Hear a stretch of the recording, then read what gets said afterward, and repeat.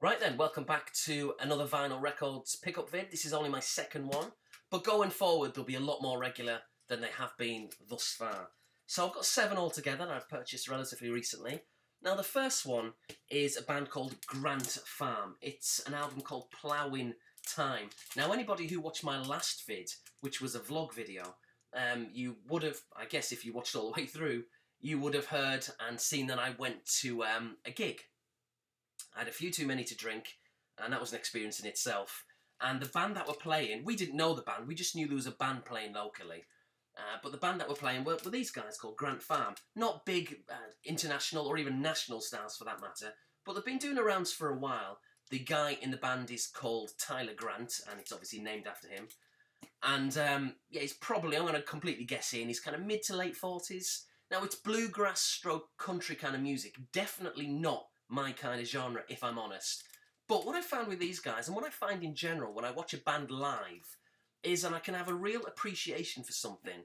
It's just the art that goes into the music and getting it right, playing live, performing live is such a difficult thing to do. And they did a really good job, everybody in the band. And I met a few of them, they seemed really nice guys. I got them all to sign the record, actually literally signed the record.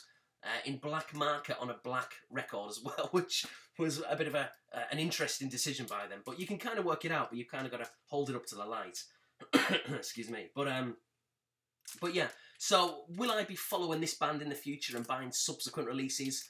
Probably not, if I'm honest. It was more of sort of a nostalgic memory kind of purchase. They were selling these records at the gig, and like I say, I bought it directly off the singer during like the interval, and got him to sign it and the rest of the band to sign it. So it's actually quite good, but I wonder whether I only like it because I saw them, and when I hear some of the songs, it's kind of already nostalgic, if you see what I mean. But it's not that bad, actually. And so yeah, that's that. Bluegrass country music, not my thing, but it's actually okay, and that's Grant Farm, Plowing Time. And there's obviously a bit of reflection here from the camera and the light, the sun. But the sun is kind of fading in and out. It's weird. It's that time of year, isn't it? It's just, you know, weather's strange. Anyway, Grant Farm. The next one up is a band. Now, I originally had this album back when it came out, I think in 1998. Let me just have a sneaky look at the back. Yeah, 1998. And this was their debut album. It's Air and Moon Safari. Now, like I say, I bought this when it came out. It's one of these albums which, when I listen to a song, such as maybe the best known one, Sexy Boy, on here, when I listen to that song and when I hear it, it automatically takes me back to that era, which, you know, speaking as a very nostalgic person, is a real kind of big hit for me. I really enjoy it. Or big buzz, big thrill, if you like. So yeah, it's a good album. It's their debut album. Now, I will be honest and say subsequent albums that they've released, I've kind of kept a little bit in touch with them. I've got a couple of them, albeit, you know, downloaded them. Legally, of course. Maybe. But yeah, this is the first physical record that I've bought back. I do have a few CDs, but this is the first physical record. And like I say, kind of a nostalgic purchase, really. That light is terrible, isn't it, the reflection? But yeah, Air, Moon Safari, really good album. And a very good debut album at that. Now, what I'm going to do, as I did with my last final vid, and I'll do it for all future ones too, but I will also mention it just in case people forget that I'm going to include that. And that is, if you click on the description box, I'll put a link to a track from every album. Just maybe a random track, or one that I like. Not necessarily the best one, but just one that I quite like. And that way, if you haven't heard of the band, you can maybe discover one you like, or a new song, a new genre, whatever it is. And you may go out and download the album, or buy it, or watch them live, or whatever it is. You may like it, you may not, but, you know, there's no harm just clicking on the description box, clicking on a song, and seeing what you think. It may be a bit difficult to do for Grant Farm, because they're not a big band. So if I can find a song, it'll probably be a live gig maybe that they've done, so but click on it anyway. It's kind of interesting. And excuse me for coughing, I've still got a pretty bad cold. Yesterday and the day before were a nightmare. You know, when your eyes are kind of all watery and your head's congested, your ears are plugged, and getting to sleep is a nightmare as well. It really is, because you can hardly breathe properly at night. So I'm kind of over that, but it's the hoarse voice and the coughing is still prevalent. So again, excuse me if I cough a lot, and I probably will do. For the rest of the vid. The next one is by a band called Wild Beasts, and the album is called Present Tense. Now, this is an album which came out this year. Now, Wild Beasts have been doing the rounds for quite a while. I think this is maybe their 4th, possibly 5th album, I do have a few of them, again, that I've downloaded illegally. But it doesn't matter because I wouldn't have bought them anyway. And then, of course, I do actually buy their physical release. So it's actually worked out in their favour. By downloading stuff I didn't think I'd like, I end up buying it and then they get the money. So you see, downloading music illegally is kind of, it can work in a band's favour, like I say. So it shouldn't be frowned upon necessarily as much as it is. But yeah, Wild Beasts are a band from Kendal in Cumbria, which is in the Lake District. And they've got a song called, on this album as well, it's on side B, the second track on side B. It's called A Simple, Beautiful Truth. It's a really good song. It sounds like it could have came out in the 80s, but with like a modern kind of sound to it as well. Really good. The video is excellent, kind of funny as well, which is based in the Lake District. So you see the beautiful scenery and all that kind of stuff. I think, you know, in England as well, when we think of England, you don't really picture the Lake District, but it's somewhere which a lot of people should go because it's beautiful scenery. I'm in America now, but if speaking as a Brit in England, when I was in England, sometimes we forget as Brits that we've got that beautiful countryside and scenery in our own back garden, and it's just amazing. You kind of look at it, and it doesn't look like it's in England or in the UK. But anyway, I digress. I'll put a link to that song in the description box, and you've got to check it out. It's really good. So yeah, really good band. One which I've been a little bit off my radar, even though they've had 4 or 5 albums out in the past. But yeah, A Simple Beautiful Truth has really got me back into this band. So that's Wild Beasts, present tense. Really, really good song. And a pretty good album at that. The next one up came out in 1997. It's an absolute classic. Now, I bought this for $15, brand new. In fact, up until this point, all of my vinyl purchases have been brand new. It's not because I don't want to pick up a second-hand record. Obviously, I will going forward. But it just so happens that all records that I've bought so far have been brand new. And it's kind of nice to do that, I find, because everything's mint, it's in great condition, unless it arrives with a scuffed corner from, you know, damaged in the mail. But generally, everything's great, and I do like that. But I don't have a problem buying used records at all, just not done it yet. But yeah, so this was only $15 brand new. Excuse me. A classic, like I say. Radiohead, OK Computer. It's a real beast. It must be some kind of limited edition. It doesn't say that on here, but it's really kind of heavy. It's packed, jam-packed. It must be a double vinyl at least. I've not actually listened to it, which is embarrassing. Obviously, I've heard it before, you know, back in the day. It's a great album. Classics like Paranoid Android's a brilliant track. No Surprises, Karma Police. The list goes on. Excellent album. But it's really from, I'd probably say, OK Computer, where initially as a, well, was I a kid in 97? Yeah, well, technically was, I guess. I was still in my very late teens. But I started to slightly go off Radiohead a little bit around about this era, or just after it, because for me they became a little bit pretentious, a little bit too good. Or a bit too arrogant for their own good, I should say. But getting older, as we all do, no one's getting younger, I've started to appreciate that kind of more pretentious sound. In fact, it's not really pretentious, or it kind of is. It's just more artistic. And I just think people just letting their creative juices kind of flow a little bit, and to take them off into avenues and directions which maybe ordinarily, in the past, maybe as younger artists, which they wouldn't have probably went in. So it's kind of a sign just maybe of artists maturing as well. But maybe actually there is still a bit of pretentiousness in there. But still, yes, a brilliant album. And even recent releases by Radiohead, if you can get past the fact that they're not producing things like The Bends and Pablo Honey anymore, if you can get past that, then even modern releases are really, really good. I think you've just got to be in a particular mood to listen to new Radiohead stuff. But again, as I keep saying, brilliant album, lovely artwork, and that's that. I don't know how many times I showed that. It felt like 1,000. The 50th cough there. Okay, so there's 3 left. Now, this is a band I think... well, I don't think. I know it's an Australian band. It's another debut album. And it's called Be Impressive by a band called the Griswolds. The Griswolds is kind of like, think of a sort of an indie kind of slight punky, power poppy kind of band.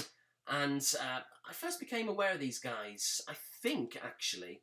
No, I became aware of them just by chance on YouTube. I just watched a vid, which then pushed me onto another vid, which then said, you know, on the right-hand corner on the screen, it said on the right-hand side, do you want to listen to this one? You'll like it. And I thought, okay, I'll click on it, see what happens. and I did like it. It was a track called 16 Years.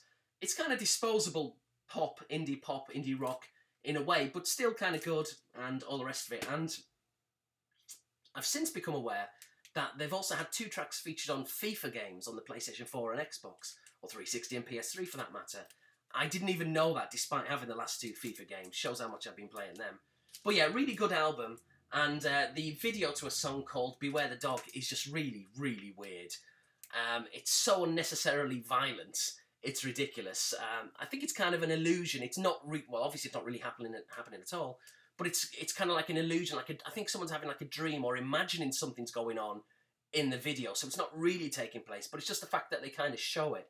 You're watching it and thinking, bloody hell, it's just like this wolf is ripping off limbs of all the band members and stuff. It's really, really weird.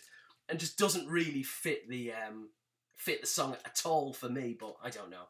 But it's kind of a good song. But yeah, good album, good debut album. Will we be hearing a lot of these as the years go by? Maybe, maybe not, we'll see. But I'm pleased to have picked it up. It was only around about, again, $15, $16. And it has been an album that I've been putting on quite heavy rotation. So yeah, I do like it. And it is recommended, like all of these are. So 2 left. The first one up is by an artist. This is his debut album as a solo artist. And his name is Gerard Way. And the album's called Hesitant Alien. And he's in a band, or was in a band, I'm sure they'll reform like they always do. A band called My Chemical Romance, which is kind of like sort of an emo-y punk, goth, kind of, but goth. Just emo power punk band. Now, that's not my kind of thing, if I'm honest. That whole emo thing, it's not my taste. It's not my kind of music. I don't mind a couple of their tracks, but it's not something which I'd race to buy. However, with that said, going back around about 6 months, I saw a couple of vids. One in particular, actually. Again, it was recommended to me on the right-hand side of YouTube. You know, where you watch something and it'll say, as I said a few seconds ago, if you've watched that, you'll probably like this. So I thought I'd give it a watch. But what in particular made me click on that vid was the fact that it was talking about this guy, Gerard Way. Not Hesitant Alien, there he is, Gerard Way. It was talking about how he, as a kid and as a young man, he was really influenced by Britpop. We're talking like Oasis, Blur and Pulp and all that kind of stuff. And he wanted to make that kind of record. And he said his debut album was going to be kind of, I don't know, a tip to the hat, if you like, to that kind of music. And being a big fan, back in the day, certainly, of the Britpop movement, I thought I really want to check that out. Let's see what it's like. And it is really good. Really, really surprised. And just the other day, I had a look online just to see what the critical reception was, what people have been thinking. And the general consensus, it's kind of 7, 8, 8.5 all across the board. So everyone else seems to like it as well. So I'm glad I'm not the only one. So the only funny thing I'll say with this is I did also check out the reviews on Amazon, and they're kind of hit and miss. But I think what a lot of people are missing the point of, or what people just don't want to accept, is obviously a lot of people are crossing over to this album from My Chemical Romance, and they're expecting that same kind of sound, which it isn't. It's completely different. Oh, there's elements of it, of course, but it is more of a Britpoppy kind of sound. So I guess people who are into My Chemical Romance are listening to this thinking, that's not really what I like. But this is what he wants to do, which is what I found, you know, really interesting, has made me appreciate it a lot more. He's wanted to take a step away from, you know, his band and what he's used to and what everyone else is used to. He's taken a bit of a risk. And I think people and artists have got to be applauded for doing that. So I think it's really good. Now, despite saying it's a Britpop kind of sounding album, which is what he says it is, and which it is, don't think it's Britpop as in the early years, 93, 94, 95, 96, i.e. kind of, you know, catchy guitar riffs and sing-along kind of Blur, you know, pub songs and Oasis and kind of Cast and Shed 7. It's not that kind of Britpop.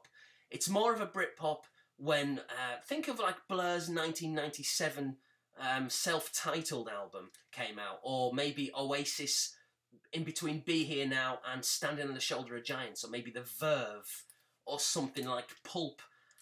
Again, not the early stuff, the older stuff. It's kind of more like that. It's when Britpop started to fade away and became a little bit, how would you phrase it, kind of more artistic-y, I guess. I don't know how else to describe it, but it's not the kind of the jangly guitar pop that you think of. It is still Britpop, but it's more late 90s Britpop, not early to mid-90s. But still, really good album, pleasantly surprised, and it's, yeah, one of my favourites so far this year, which is kind of high praise. But yeah, very, very surprised with it. Now, speaking of Britpop, and an absolute classic, and probably the album, arguably, when you automatically think of when the word Britpop comes to mind. There's probably a couple. There's Blur Park Life, and then there's this one. It's Oasis, Definitely Maybe. I remember when this came out, I was all over it. I thought it was the greatest thing that had ever been released. Now, as the years have gone by, it's still excellent, don't get me wrong. It's an amazing album, and one of the greatest, if not, maybe the greatest debut album ever. If you think of the cultural impact, just the fact that music, and in particular British music, really needed to kick up the arse. By the way, I know it's a little bit anal. I'm disappointed that's not turquoise, like the CD album. It's just white, but it's a very small complaint. But yeah, an absolutely amazing album, and I just had to get it back. Now, can you believe it's been 20 years since this came out? Which is just unreal. Like I say, I remember buying it the year it came out. In fact, I think that's a bit of a lie. I bought it in early '95, but I was aware of it in late '94 when it came out, and it's just a brilliant song. I remember in 1994 buying the Live Forever single in Newcastle. I bought it in the Metro Centre in Newcastle, and I bought it on the same day that I got Shed 7's, what was the single called? Speakeasy. The Speakeasy single. Bought them both in Newcastle.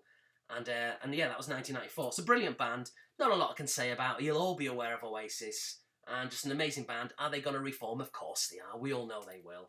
So that's that. Oasis, Definitely Maybe. Now, if I kind of pick them all up. Not that you can really see it.